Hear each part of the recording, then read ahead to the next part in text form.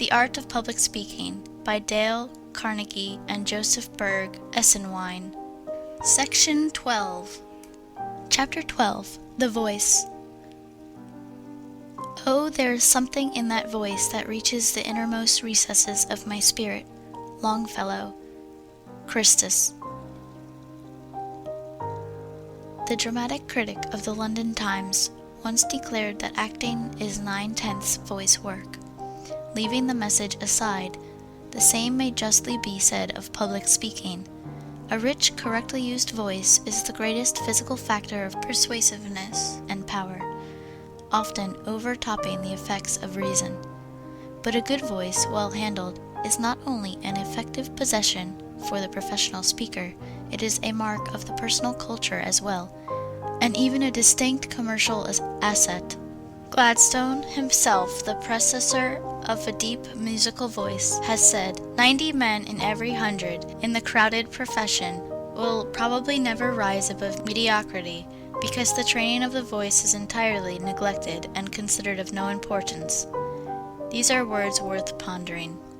There are 3 fundamental requisites for a good voice. 1. Ease.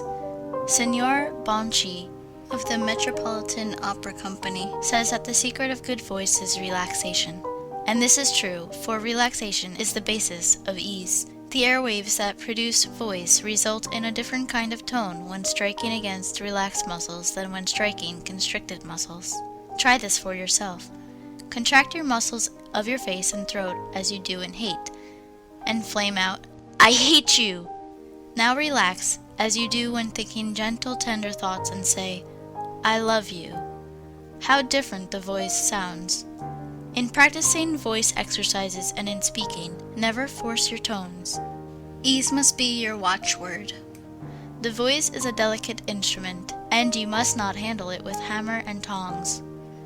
Don't make your voice go. Let it go. Don't work.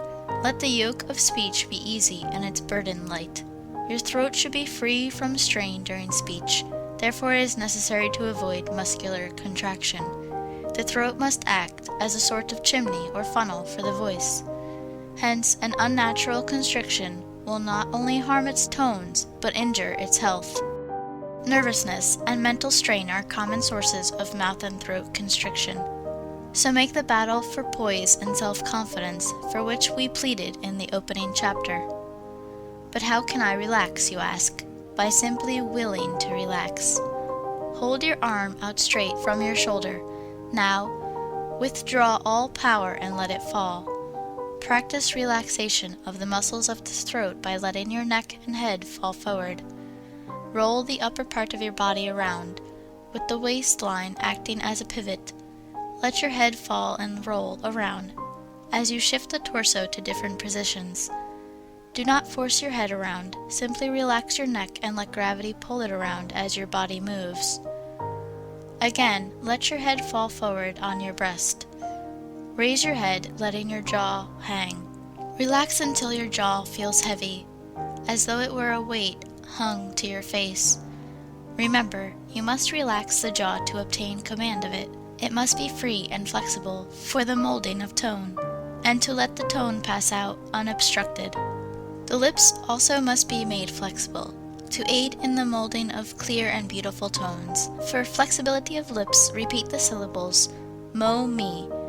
In saying mo, bring the lips up to resemble the shape of the letter O. In repeating me, draw them back as you do in a grin. Repeat this exercise rapidly, giving the lips as much exercise as possible. Try the following exercise in the same manner. Mo, e, o, e, oo, ah. After this exercise has been mastered, the following will also be found excellent for the flexibility of lips. Memorize these sounds indicated, not the expressions, so that you can repeat them rapidly. A as in may, E as in met, U as in use, A as in ah, I as in ice, Oi as in oil, A as in at, I as in it, U as in hour, O as in no, O as in no, O as in ooze, A as in all, U as in foot, A as in ah, E as in eat, U as in ooze, E as in eat. All the activity of breathing must be centered not in the throat but in the middle of the body. You must breathe from the diaphragm. Note the way you breathe when lying flat on the back, undressed in bed. You will observe that all the activity then centers around the diaphragm. This is the natural and correct method of breathing. By constant watchfulness, make this your habitual manner, for it will enable you to relax more perfectly the muscles of the throat. The next fundamental requisite for good voice is openness.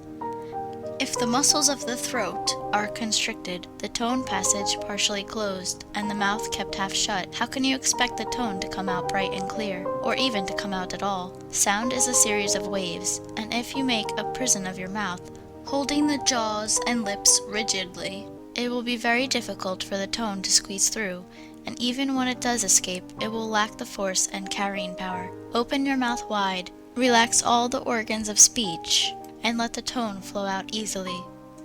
Start to yawn, but instead of yawning, speak while your throat is open. Make this open feeling habitual when speaking. We say make because it is a matter of resolution and of practice. If your vocal organs are healthy, your tone passages may be partially closed by enlarged tonsils, adenoids, or enlarged turbinate bones of the nose. If so, a skilled physician should be consulted. The nose is an important tone passage and should be kept open and free for perfect tones. What we call talking through the nose is not talking through the nose, as you can easily demonstrate by holding your nose as you talk. If you are bothered with nasal tones caused by growths or swellings in the nasal passages, a slight painless operation will remove the obstruction.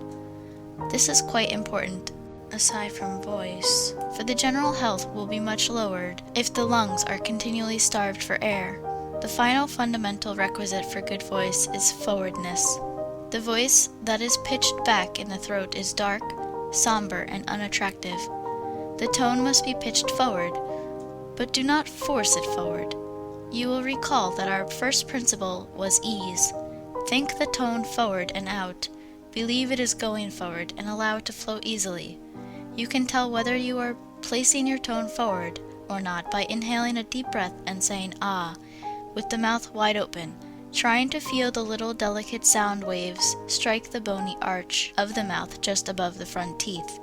The sensation is so slight that you will probably not be able to detect it at once, but persevere in your practice, always thinking the tone forward, and you will be rewarded by feeling your voice strike the roof of your mouth.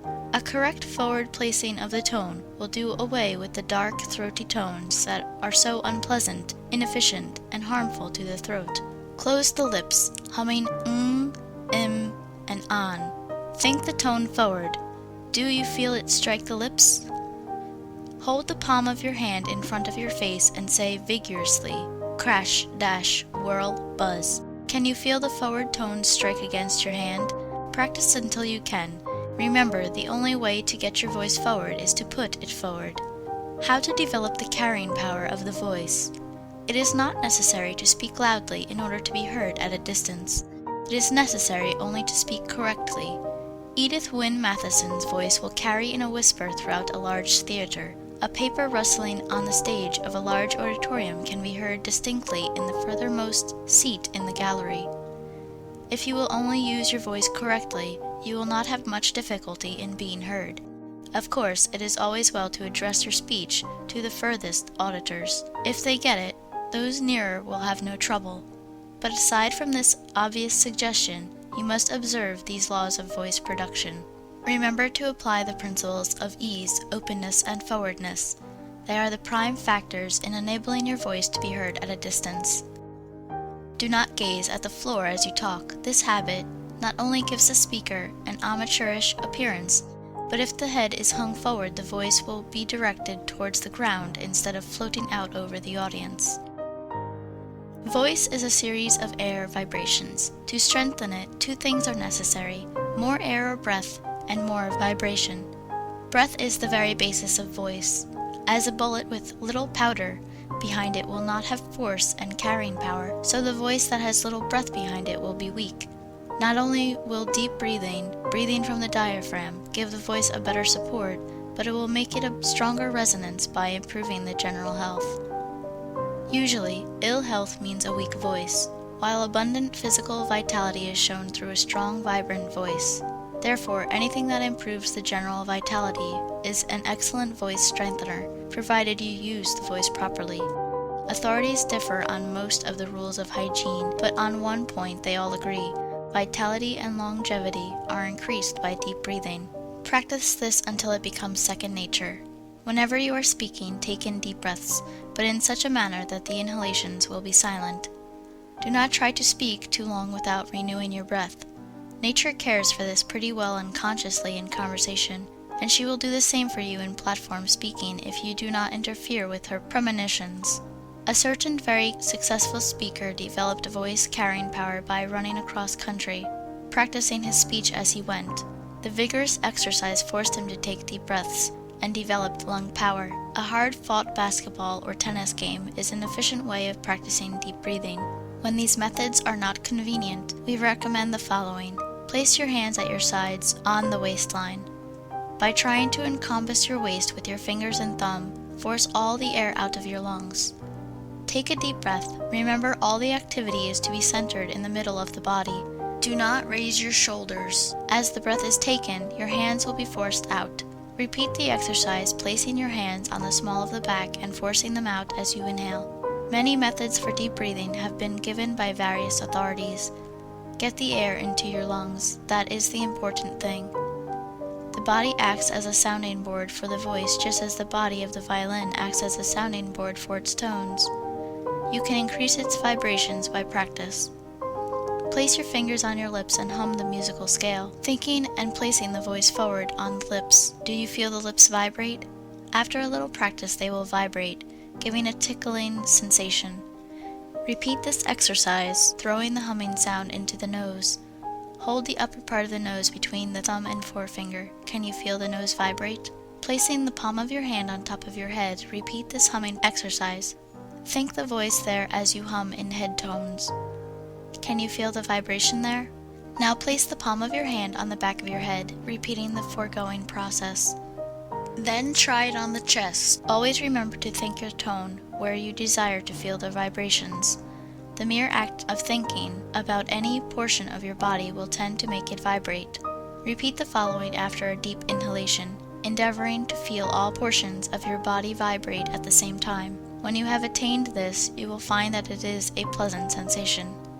What ho, my jovial mates, come on, we will frolic it like fairies, frisking in the merry moonshine. Purity of voice. This quality is sometimes destroyed by wasting the breath. Carefully control the breath, using only as much as is necessary for the production of tone. Utilize all that you give out. Failure to do this results in a breathy tone. Take in breath like a prodigal. In speaking, give it out like a miser. Voice suggestions. Never attempt to force your voice when hoarse. Do not drink cold water when speaking. The sudden shock to the heated organs of speech will injure the voice. Avoid pitching your voice too high. It will make it raspy. This is a common fault. When you find your voice is too high a range, lower it. Do not wait until you get to the platform to try this. Practice it in your daily conversation. Repeat the alphabet beginning A on the lowest scale possible and going up a note on each succeeding letter. For the development of range. A wide range will give you facility in making numerous changes of pitch. Do not form the habit of listening to your voice when speaking. You will need your brain to think of what you are saying. Reserve your observation for private practice. Questions and exercises. 1. What are the prime requisites for good voice? 2. Tell why each one is necessary for good voice production. 3. Give some exercises for development of these conditions. 4. Why is range of voice desirable? 5. Tell how range of voice may be cultivated. 6. How much daily practice do you consider necessary for the proper development of your voice? 7. How can resonance and carrying power be developed? 8. What are your voice faults? 9. How are you trying to correct them? End of section 12. Recording by Roseanne Schmidt.